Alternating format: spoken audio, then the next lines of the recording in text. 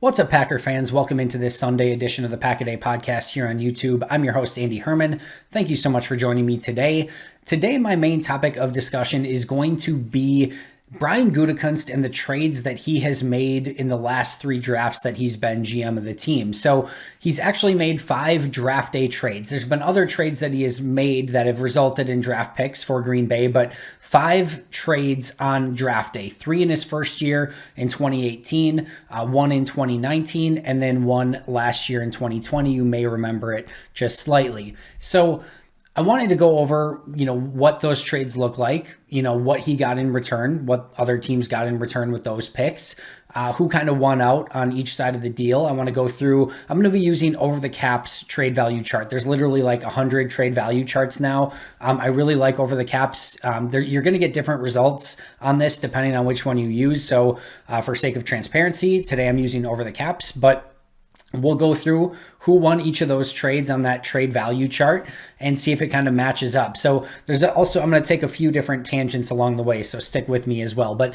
let's go over Brian Gutekunst's very first trade in the draft. It was a blockbuster trade, and it really set a lot of things in motion really for his, tenure in Green Bay. It also set up really the secondary of Green Bay as well and the future of the secondary. So they had pick 14, if you remember correctly, in that 2018 draft, and they traded that back, very famous trade at this point, for the 27th pick, the 147th pick, and a future first-round pick. So they stayed in the first round, moved down 13 spots, picked up pick 147 in that same draft, and picked up a future first-round pick from the Saints for only moving down 13 spots. Just a absolute home run of a trade. Now, if you look at the trade value chart on this, again, Over the Caps, the Saints got 1,663 points back in return. The Packers, 3,077. Just absolute home run trade. Now, you could argue, and usually how it's viewed, not always, but usually how it's viewed is that a trade for a future pick, so if you're getting a future first, that's like a current second. So if you take some points away from Green Bay for making that, for getting a future first, I guess, it takes some points away. But even still, even then it would be around 2,700 or more, still a plus 1,000, over 1,000 trade value, and just a massive, massive return. And I am a huge believer that if you can, just move back, 15 or less picks, pick up a pick later in the draft and pick up a pick in the future draft in that same exact round. Again, you just have to do that 100 times out of 100. Now, maybe if you have pick 1 and you have a chance to move down to pick 16 for that or something like that, maybe it's not the same. But overall, more often than not, if you can stay in the same round and pick up a future pick in that same round, you're going to want to do that more often than not. This was, again, an absolute home run trade for Brian Gutekunst. Just one of those where if a team comes calling with something like that, it doesn't even matter what your draft plans were. It's really hard to say no to that type of deal. He didn't, he shouldn't have, and it ended up working out really well. The Saints, of course, picked Marcus Davenport with that pick. Green Bay, those picks, 27, 147, and the future first, they would actually go on to trade all of those picks. So we're actually going to discuss all of those in just a moment here, but tough to evaluate just that one on its own when you're looking at the players. Marcus Davenport for 3 picks that were traded, but overall, you look at the value, you look what Green Bay was ultimately able to do with some of those picks that they got in return, and this was a huge move and a huge win for Brian Gutekunst in his first deal. Now, wasn't done there. Same round, same draft. Of course, they don't stick at 27. They go up from 27 to pick 18. They traded pick 27, pick 76, the 3rd round pick, and pick 186 for the 18th overall pick and the 248th overall pick in that draft. So a 7th rounder, late 7th rounder. Overall in that trade, Green Bay gave up 2,487 points, got back 1,741. So definitely took a hit on this side of the deal. I promise you, you will not be upset with the results. So they end up getting, of course, Jair Alexander. They got Kendall Donnerson, which did not work out. That's a late 7th round flyer. No harm, no foul. The players that were picked with those picks, it was for a variety of different teams. Other trades were made and things like that. But it ended up being Rashad Penny, Mason Rudolph, and Jacob Martin were the 3 players selected with those actual picks. Now, if Green Bay stays there, of course, they don't take those 3 players. They would have taken other players. But overall, Again, yes, you moved up. You used some of that capital that you got in that previous trade, but being able to get up and get Jair Alexander and still leave that round with a future first round pick, this was just, angels from the sky. Hallelujah. Thank everyone for that type of deal. They do not come across every day. To be able to pick up a future first and get Jair Alexander out of that first round of that draft is absolutely incredible. Now, very quick, I said I was going to go on a couple tangents here. Very, very, very quick aside here. I hear all the time, Green Bay traded the 14th overall pick in the 2018 draft for Jair Alexander and Darnell Savage.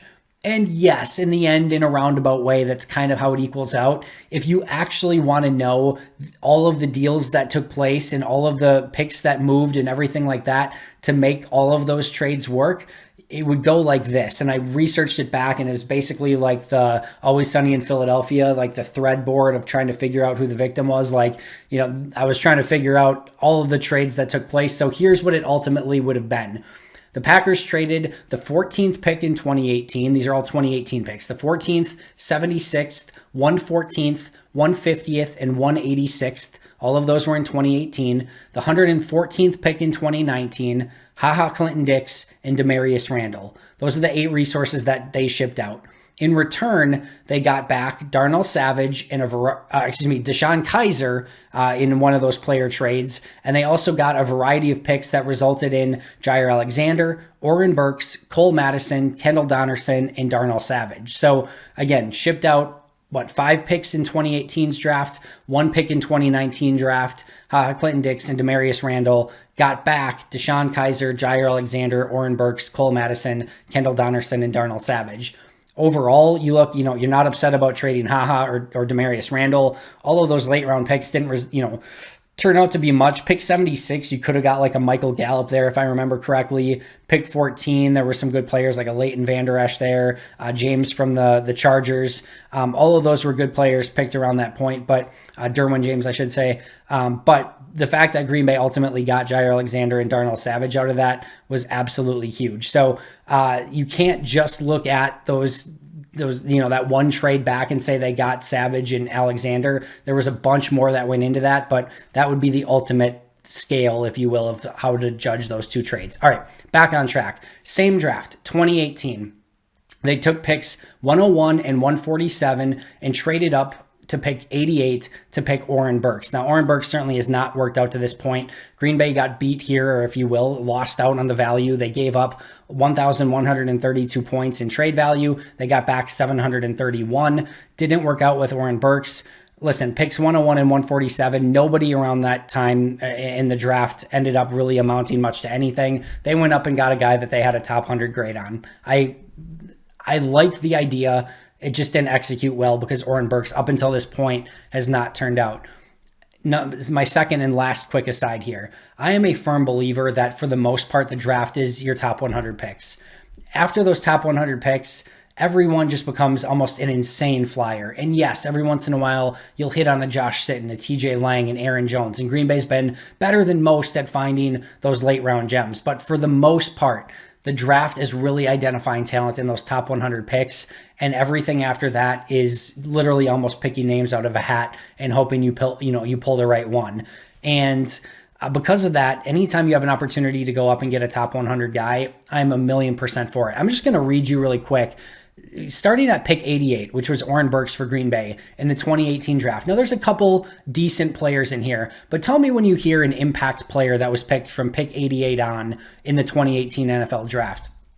Oren Burks, Joseph Noteboom, Deadrin Senat, Traquan Smith, Chukwuma Okorafor, Ronnie Harrison, who's been pretty good, Alex Kappa, Tarvaris Moore, Harrison Phillips, Mason Cole, Jordan Akins, Isaac Yadam, Dorian O'Daniel, Ian Thomas, Jalen Holmes, Kiki Kuti, Naheem Hines, Antonio Callaway, Josie Jewell, Chris Herndon, Kyle Laletta, Troy Apaki, Nick Nelson, Brian Allen, Mark Walton, Deshaun Hamilton, Deshaun Hand. It's been okay. Joel, I don't even know. Doris Armstrong, Jordan Whitehead, Anthony Averett. You can keep going. It's like another 20, 30 picks. You know who the next, actually it's even more than that. You know who the next impact guy was? Like the one that's actually, I think, made a Pro Bowl? Michael Dickerson, the punter, at pick 149. You could go from pick 188, Oren Burks, to pick 149 where you got finally a punter who's actually turned out to be a pretty darn good punter. Even after that, you keep going in the draft. You know what the next best pick in that draft was at pick 88? It very well may be Marquez Valdes-Scantling at pick 174 later in that draft. Like, just not a ton of value. Once you get to that pick 88, once you get to that pick, 100, the draft just plateaus. It falls off. So when you have an opportunity to go and get back in that top 100 and try to get one of those top 100 guys, I respect the hell out of it. It didn't work out in this specific situation, but the picks that were had at pick 101 and 147 did not amount to anything either. So Green Bay didn't lose out on, much of anything, and they took a flyer on Oren Burks. It just didn't turn out. All right, next one. In the 2019 draft, they go up and they use pick 30, 114, and 118 to move up to pick 21 to get Darnell Savage. Huge move again, helps solidify their secondary and really solidify the safety position. Green Bay lost almost 1,000 points in trade value, 2,458 that Green Bay gave up, 1,457 that they got back. Now, the picks that were used with those, pick 30 was DeAndre Baker, 114 was Drew Samia, and 118 was Hajalde Froholt, which I'm sure I'm mispronouncing. But again, the point being here is you can lose out on the trade value, right? Who the hell cares? If you get the player right, nobody's going to be upset in any way, shape, or form. They got the player right in Jair Alexander. They got the player right on Darnell Savage. They didn't in Oren Burks, but they didn't really lose much in the players that were selected around that spot anyway. So overall, still very much on the W side. And then last but not least, in the 2020 draft, they traded pick 30 and 136 up to pick 26 to get Jordan Love. They gave up 1,786 points. They got back 1,349, so lost out on that one as well. If you notice a theme here, when they moved down with their first pick for pick 14 in 2018, when they moved down, they got a ton of value back in return. Then they traded up to get Alexander. They paid for it. When they moved up to get Darnell Savage, they lost the value. When they moved up to get Oren Burks, they lost the value. When they moved up to get Jordan Love, they lost the value, right? When you're moving up, you're usually going to be the team that is on the losing end of the value chart because you're targeting somebody specific. When you're moving back, you get a little bit more return on that investment. So it's really kind of playing out to kind of how you would expect it there. But of course, they get Jordan Love. Pick 30 ended up being Noah Igbinohin for the Miami Dolphins, and then Bryson Hopkins was selected with pick 136. Again, they would have picked different players, but I hear all the time of like, well, they could have picked Patrick Queen. I guarantee you today, if they, obviously they still would have had to make that trade up, but if they could have right now either Patrick Queen or Jordan Love, I guarantee you ask 30 NFL teams, I bet the vast majority, if not all of them, would take Jordan Love over Patrick Queen. Patrick Queen didn't do much of anything as a linebacker. I know he had some stats. He struggled with his overall play. You have a future quarterback in Jordan Love. Those are really tough to find. We've seen teams make aggressive trades up in the draft to try to find quarterbacks. Who knows what Jordan Love is, but I don't think they'd redo that trade if they could, even at this point in time. So overall, these trades amounted to Jair Alexander, Darnell Savage, Oren Burks, Jordan Love. Jair turned out damn good. Darnell Savage certainly trending in the right direction. Oren Burks, not so great. Jordan Love, yet to be determined. But those 4 picks definitely really, especially Jair, Darnell, and hopefully Jordan Love, really could change the course of this franchise and will be a huge part of Brian Gutekunst's legacy. So that does it for Brian Gutekunst's trades. I think overall, you got to give him a pretty darn good grade over the course of his 3 seasons and 5 trades that he's made on draft day, finding value. Even when it hasn't worked out, the risk reward was not that bad. They didn't really lose out on anything in that Oren Burks trade. So we'll see what happens with Jordan Love, and we'll be able to ultimately, eventually, truly evaluate that deal. But for the time being, as we sit here today, you got to give Brian Gutekunst A minus, B plus at minimum, for his work with draft day trades in his first 3 seasons as GM. Thanks so much for joining me today. I'll be right back here tomorrow. Until next time, and as always, go Pack Go.